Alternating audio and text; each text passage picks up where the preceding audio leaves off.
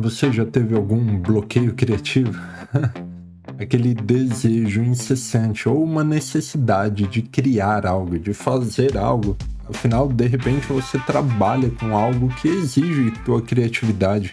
Seja mangá, seja design, música ou qualquer outro tipo de trabalho em que você precisa exercer alguma criatividade. Necessita criar algo e que vem de você, que vem de dentro.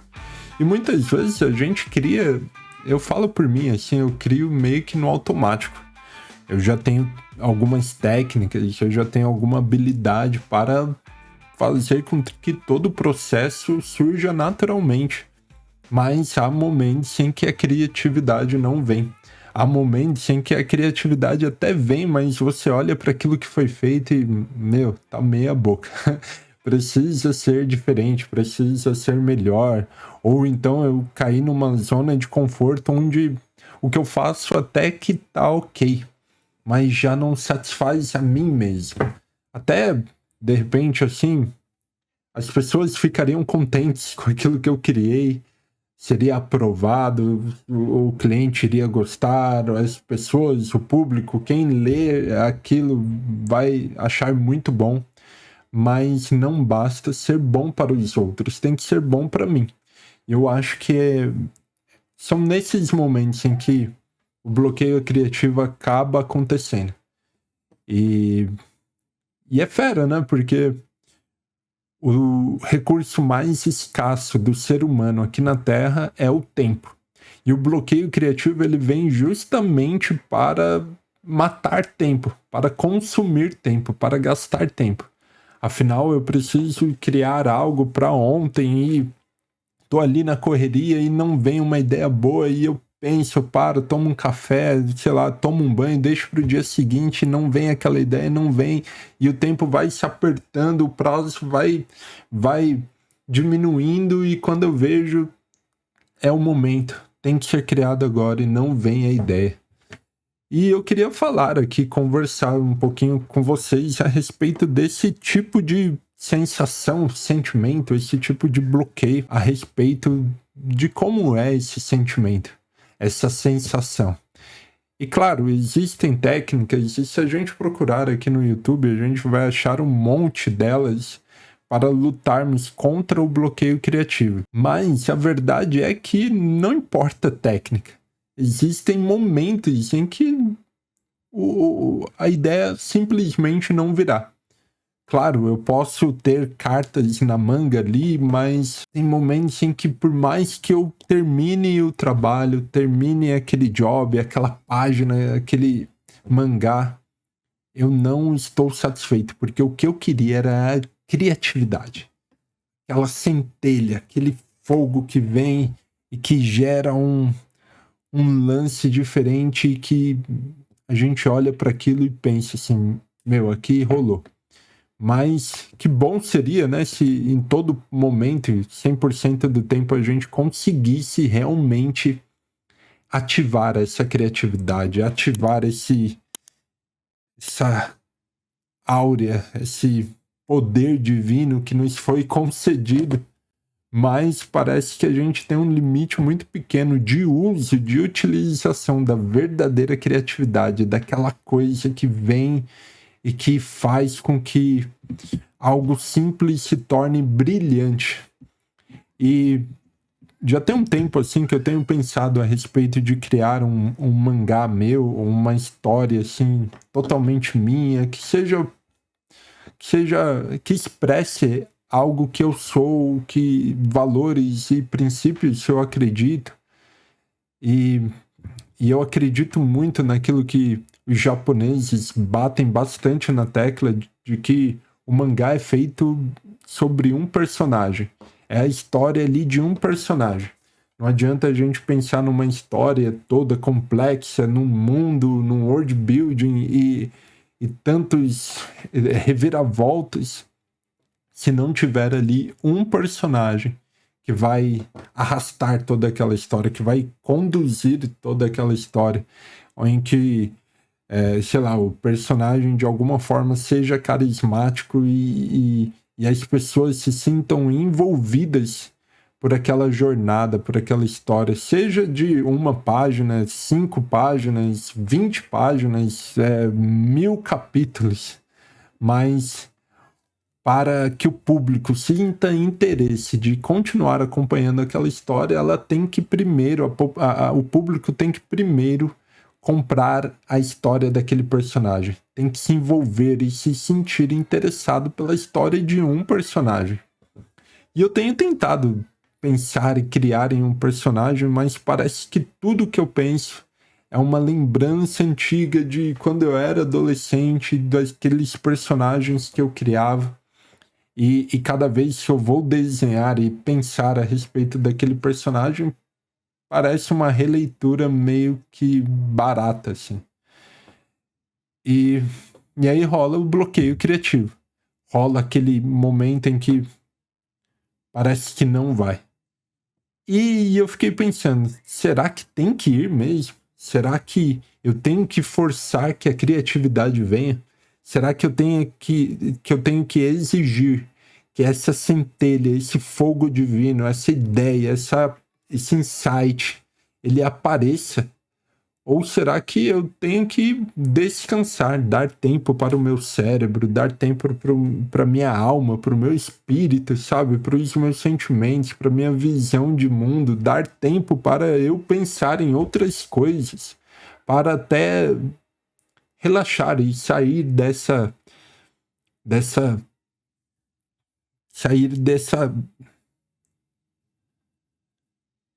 sintonia louca de querer fazer algo e cumprir com uma meta, ser produtivo. Na verdade, talvez o bloqueio criativo seja um pedido de socorro do nosso corpo, da nossa mente, de falar assim, olha, relaxa um pouco, vai descansar, vai se divertir. A vida não é apenas ser produtivo e fazer o máximo, trabalhar o máximo que pode para, enfim, construir algo. Eu sou um pouquinho workaholic, eu gosto de trabalhar, eu gosto de me dedicar a algo, eu gosto de fazer coisas criativas e me empenhar naquilo, mas às vezes parece que a gente acaba sim caindo numa espécie de burnout, caindo numa espécie de vale onde a criatividade some e vem estresse, ansiedade, preocupação. Mas há um convite, eu creio que há um convite para o descanso, há um convite para olharmos para outro lado, olharmos para toda a beleza que existe neste mundo, toda a beleza da criação de Deus, e descansarmos, desfrutarmos de tudo isso, para então voltarmos renovados, animados, fortalecidos, cheios de gás, de ânimo e criatividade. Estamos em janeiro de 2025, né? Final do ano, tive um tempinho aí de férias, recesso, e voltando em janeiro, parecia tão necessário esse tempo de descanso para colocar os pés no chão, descansar e então voltar com tudo. Reaquecer os motores e voltar com tudo. Eu tô compartilhando isso aqui com vocês meio que até para ouvi-los, para saber de vocês como é o processo de bloqueio criativo que vocês passam. Como que vocês ultrapassam esse vale, este lugar onde você fica estagnado, onde você não sabe muito bem para onde ir e precisa produzir algo, né? E falando aqui a respeito até do descanso, o descanso é importante, mas o descanso correto é importante.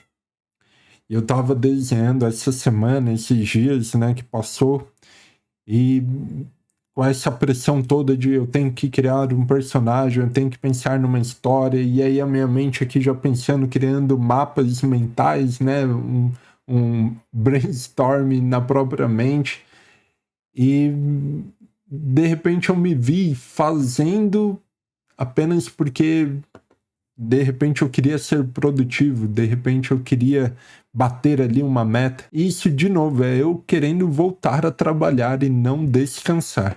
Mas quando eu comecei a desenhar ali como uma forma de descanso, como uma forma de alegria, sabe? De hobby, foi tudo tão melhor, foi tudo tão legal. Porque é como se eu me lembrasse de quando eu era pequeno, onde eu só tava ali para desenhar. Eu não tava ali com uma obrigação, com um fardo nos meus ombros, com um peso nas minhas costas de uma responsabilidade de ter que cumprir com algo, com uma meta, um objetivo. Eu tava ali desenhando e deixando minha mente descansada para então fluir na criatividade. E eu acho que isso vai para tudo em nossa vida. Se a gente não provar de um descanso, se a gente não provar de uma alegria, de um contentamento, de uma satisfação naquilo que a gente está fazendo, parece que ficaremos mais travados. E aí um exemplo aqui bem esdrúxulo, mas lavar louça. Se eu vou para aquele momento de lavar louça, ou sei lá, de ter que levar o meu filho para a escola, de carro, ali, a pé, enfim. Se eu vou para este tempo como uma obrigação, como algo, um fardo, como um peso, um trabalho que eu tenho que fazer, não vai demorar muito tempo para aquilo me consumir e eu não aguentar mais fazer aquilo. Mas se eu vou para este tempo já com uma mentalidade de desfrute, com uma mentalidade de contentamento e de alegria, pensando o que eu posso aproveitar deste tempo, pensando na beleza de toda essa situação, tudo será melhor. Eu desfrutarei daquilo, eu sairei contente daquilo, eu sairei satisfeito daquilo. Talvez seja até difícil, talvez seja até uma tarefa em que não dá muito para se alegrar com aquilo, mas eu sairei daquilo diferente, de uma forma diferente. E eu falei aqui de lavar louça, por que não colocar uma música para ouvir enquanto lavo a louça? Por que eu indo para... por que eu levando meu filho para a escola, eu não aproveito daquele momento para ter um tempo de qualidade com ele, conversar, saber a respeito do dia dele, das vontades, daquilo que dos amigos que ele tem, conversar com ele e não pensar apenas no fato de que eu tenho que sair de casa, eu tenho que enfrentar um pouquinho de trânsito, dirigir e perder tempo ali na rua, o tempo que eu poderia estar no sofá, que eu poderia estar no celular, tempo que eu poderia trabalhar e fazer mangá e aí começa aquela ansiedade, sabe? A personagem ali da Divertidamente que tem uma tabelinha com afazeres, com to-do list e aquela pranchetinha que ela tem que preencher com cheio de cronogramas, cheio de horários, porque ela tem que ser produtiva. Eu me sinto assim muitas vezes tendo que ser produtivo, tendo que exercer a criatividade, mas o bloqueio criativo ele só veio porque eu não estou desfrutando daquele processo. Eu não estou descansando na minha tarefa, na minha atitude, no meu trabalho. É meio contraditório falar isso, mas há um descanso até mesmo no trabalho, até mesmo na atividade dura e difícil de ser feita. Há um descanso ali, há um desfrute daquele momento, há uma forma de eu me alegrar e me contentar em fazer aquilo. Há uma forma de eu me alegrar com meu filho que acorda às 5 horas da manhã empolgado para estar comigo, ainda que eu estivesse morrendo de sono, capotado, não conseguindo ter energia para brincar com ele. Mas se eu mudo a minha mentalidade, se eu mudo o meu modo de pensar e olhar e enxergar para aquela situação, que privilégio de ter alguém que me ama de uma maneira tão pura. O meu filho ali de 1 ano de idade me ama de uma maneira tão pura que ele acorda já querendo estar comigo. Uma metanoia, um novo modo de enxergar as coisas. E eu creio que para fazermos mangás melhores, histórias melhores, para desfrutarmos daquilo que a gente faz, seja qual for a sua profissão, seja qual for o seu trabalho, o seu objetivo de vida, há uma forma de desfrutarmos de tudo aquilo que estamos fazendo, mesmo em meio à tempestade, mesmo em meio a casa caindo, mesmo em meio a toda a luta que está acontecendo ali ao redor. Há uma forma de descansarmos em tudo isso. E eu creio que é Deus nos chamando para olharmos de maneira diferente para aquilo que está ao nosso redor. Olhe diferente para quem está ao seu redor. Olhe diferente para as situações do seu dia a dia. E de repente você enxergará uma história maravilhosa que pode ser feita e que estava ali debaixo do seu nariz a todo momento.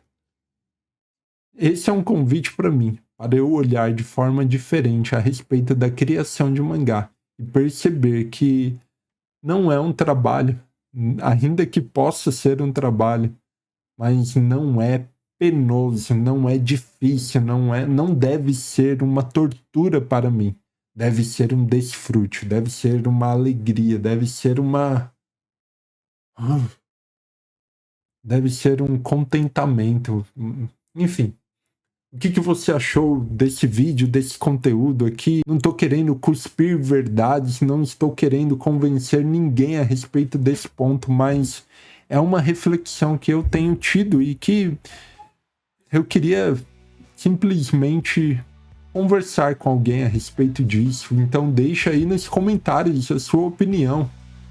E meu nome é Mozart e esse é o canal Mozart Visual e é um lugar para isso, para conversarmos a respeito da criação de mangá, a respeito de anime, a respeito de entretenimento, da cultura pop e de tudo aquilo que a gente ama.